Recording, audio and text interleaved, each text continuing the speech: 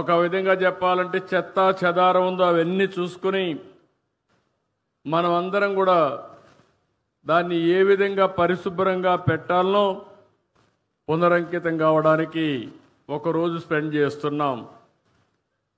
నేను వివిధ సమయాల్లో వివిధ విషయాలు టేకప్ చేశాను. ఈరోజు నేను రైతు బజారుకి వెళ్ళాను. రైతు బజార్లు నేనే పెట్టాను, 1999లో పెట్టాను. ఆ రోజు ఒక మంచి ఉద్దేశంతో రైతులకు గిట్టుబాటు ధర రావాలి, వినియోగదారులకు నాణ్యమైన తక్కువ ధరకే కూరగాయలు కానీ వ్యవసాయ ఉత్పత్తులు ఇవ్వాలని ఆ రోజు ఈ కాన్సెప్ట్ తీసుకొచ్చాం. దీనికోసమే పల్లె వెలుగనే పేరుతో ఆర్టీసీ బస్సులు కూడా తీసుకొచ్చాం. వెనక సీట్లన్నీ కూడా ఖాళీ చేయించి అవన్నీ రిమూవ్ చేసి నేరుగా కూరగాయలు అందులో వేసుకొని తెల్లవారితో ఫస్ట్ అవర్లో రైతు బజారు దగ్గర తీసుకొచ్చి వదిలిపెట్టేవాళ్ళం. దానివల్ల చాలామంది రైతులు మధ్య దళారులు లేకుండా వాళ్ళంతా వాళ్ళ యొక్క పండించిన పంటలు అమ్ముకునే పరిస్థితికి వచ్చారు. ఇంకో పక్కన ఎవరైతే వినియోగదారులు ఉన్నారో వాళ్ళంతా నేరుగా రైతు బజారుకి వెళ్తే నాణ్యమైనటువంటి సరుకులు దొరికేటివి, ఫ్రెష్గా వెజిటబుల్స్ ఉండేటివి. అలాంటిది ఆ కాన్సెప్ట్ మీరు చూస్తే ఈరోజు 125 రైతు బజార్లే మన దగ్గర ఉన్నాయి. కానీ కారణాలు ఏదైనా కావచ్చు, కానీ కాలక్రమేణా దీనిపైన శ్రద్ధ పెట్టలేకపోయారు. ఈరోజు నేను చూశాను, ఏదైతే ఇక్కడ చూసిన రైతు బజార్ని ఒక ఆదర్శంగా తయారు చేస్తాను. పక్కన భూమి ఉంది, 6 కోట్ల రూపాయలు శాంక్షన్ చేసి 1 సంవత్సరం లోపల అండర్ గ్రౌండ్ పార్కింగ్ కూడా పెట్టి ఒక బెస్ట్ రైతు బజారుగా తయారు చేసే బాధ్యత ఈ ప్రభుత్వం తీసుకుంటామని చెప్పి కూడా నేను మీకు తెలియజేస్తున్నా. ఇప్పుడు సబ్జీ కూలర్లు కూడా వచ్చాయి. ఒకప్పుడు ఎన్నో కష్టాలు పడేవాళ్ళం. కరెంటు కూడా అవసరం లేకుండా సబ్జీ కూలర్లో పెడితే మనం ఏ విధంగా పెడతామో అంత ఫ్రెష్గా కూడా ఉంటాయి. అంటే ఇలాంటి రైతు బజార్లని ఇప్పుడు 125 ఉన్నాయి. 175 నియోజకవర్గాలకి 175 రైతు బజార్లు పెట్టే బాధ్యత ఈ ప్రభుత్వం తీసుకుంటామని చెప్పి కూడా నేను మీకు తెలియజేస్తున్నా.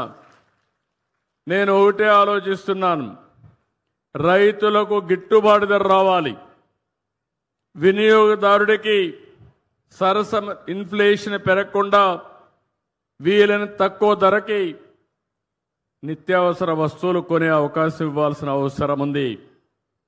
ఇంకా ఒకప్పుడైతే నేను హార్టికల్చర్ డిపార్ట్మెంట్ ద్వారా మొబైల్ రైతు బజార్లు కూడా పెట్టాం. ఇలాంటి వినూత్నమైన కార్యక్రమాలతో ముందుకు పోయి మీ ఇంటి దగ్గరనే కూరగాయలు కానీ ఇప్పుడిప్పుడు నేచురల్ ఫార్మింగ్ వచ్చింది, ఆర్గానిక్ ఫుడ్ కూడా వచ్చే పరిస్థితి వచ్చింది. అవన్నీ కూడా ఏం చేయాలో చేస్తామని చెప్పి కూడా నేను మీకు తెలియజేస్తున్నాను. ఈరోజు నేను స్పష్టమైన ఆదేశాలు ఇచ్చా.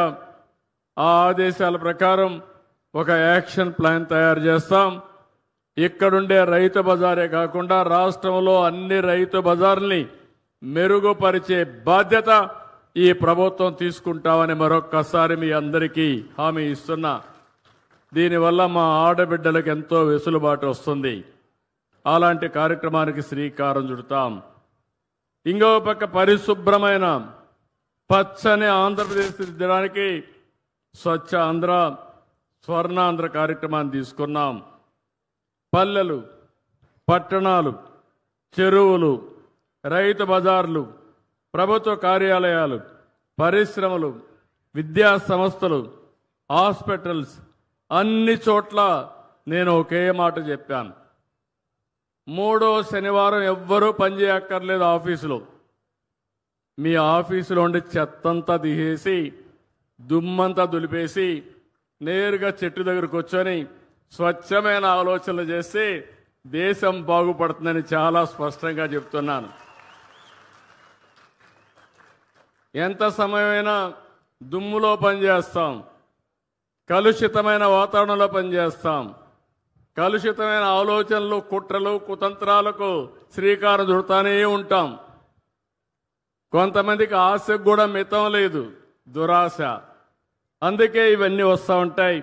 అవన్నీ పోవాలంటే రాబోయే నెలలో ప్రధానమంత్రి నరేంద్ర మోడీ గారు విశాఖపట్నంలో 10వ వార్షిక యోగా డే సెలబ్రేట్ చేస్తున్నారు. వారు అక్కడికి వస్తున్నారు. ప్రపంచం మెచ్చుకునే విధంగా ఈ యోగా డే చేపిస్తానని మీ అందరికీ హామీ ఇస్తున్నా. ఇది ఒక చరిత్ర. యోగా అనేది మన పూర్వీకులు మనకిచ్చినటువంటి వరం, ఒక వారసత్వం. ఈ విషయం మీరు గుర్తుపెట్టుకోవాల్సిన అవసరం ఉంది. ఎందుకంటే చాలామంది పేదవాళ్ళు ఆ రోజు ఎన్నో ఇబ్బందులు వస్తున్నాయి. అదే మరి ఆరోగ్య సమస్యలు వస్తున్నాయి. ఇంకో పక్క అందరం కూడా ఆధునికమైన ప్రపంచంలో చాలా బిజీ అయిపోతున్నాం. ఎవరు కూడా సెల్ ఫోన్లు చూడకుండా ఉండలేకపోతున్నారు.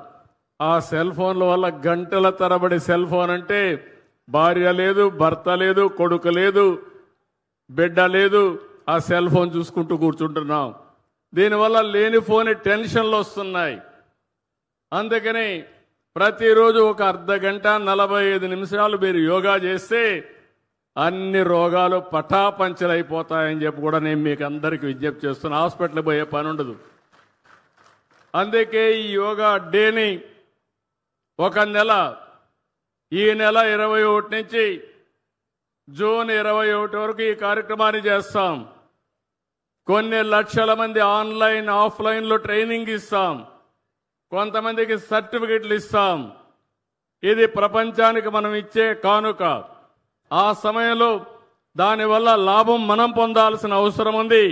దీనికి నేను శ్రీకారం చుడతానని మరొక్కసారి మీ అందరికీ హామీ ఇస్తున్నా.